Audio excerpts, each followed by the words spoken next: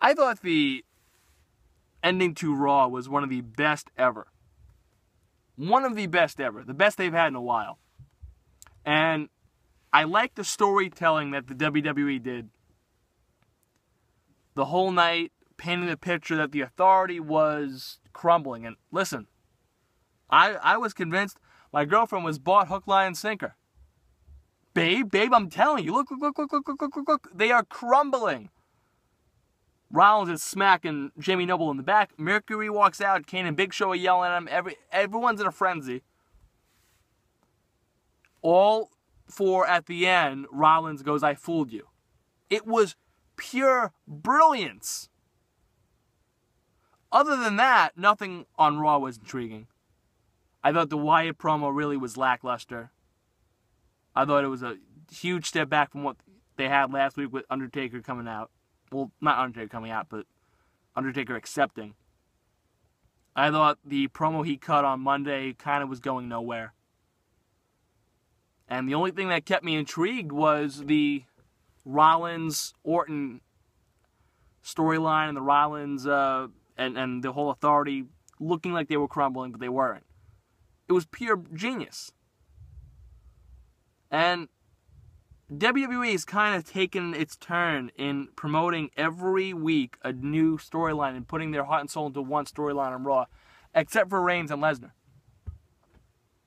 You know, we've seen Taker and Wyatt be the focal point. That was last week. This week, it was Orton and Rollins, sprinkling also Sting as well. And I tell you, when Sting came out, I marked the fuck out. Marked the fuck out. I don't care if people don't like that term. I marked out. I went fucking ballistic. I went crazy. We were out. Me and my girlfriend, we saw Still Alice. Amazing movie. I may have shed a tear or two. Amazing movie. But we got back, and the power of 2015 and the power of DVR. So she DVR'd Raw. And we're watching it. I'm getting texts up the ass. Thankfully, my wrestling fans understand me that they know I'll go batshit crazy and ballistic, and I'll blast them on social media if they spoil something for me. So all I was getting was, you'll love the ending. The ending was great. My brother goes, have you seen the ending yet to Raw? I go, no. I'm up to Ryback. He goes, oh God, it's beautiful. It was great. 2 people on my Facebook, you'll love the ending, you'll love the ending, you'll love the ending, but not telling me what happened. And I didn't search social media. I went on my Facebook once on my phone. Didn't look on my news feed. I kind of put my hand over my phone and then went straight to my page because I didn't want to see anything. And I saw it, and Sting came out, and it was just incredible. It was incredible. One of the best endings to Raw that they've had in a while. But I will say this.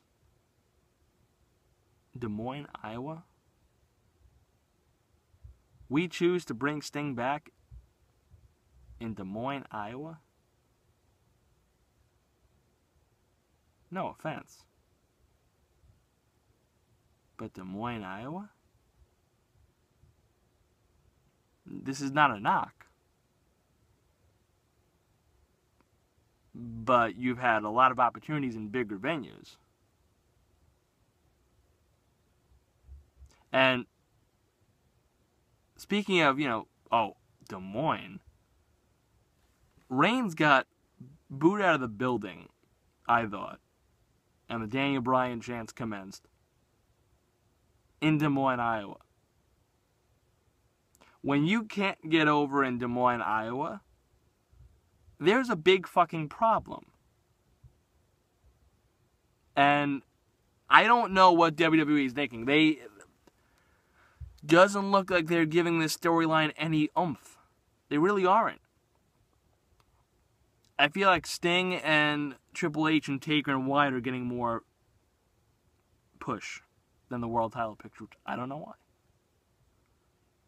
Overall, though, I did think it was a Raw that was tough to get through, Thank God for DVR, because I couldn't have sat through it live for 3 hours. Thank goodness for DVR. We were fast-forwarding stuff, and the bits with the Authority were great, and the ending was great. And the stuff they had on the network was cool. Other than that, I thought Raw, it was not watchable at all. But that's my opinion. But great to see Stinger on Raw close out Raw with Orton. That was great stuff right there.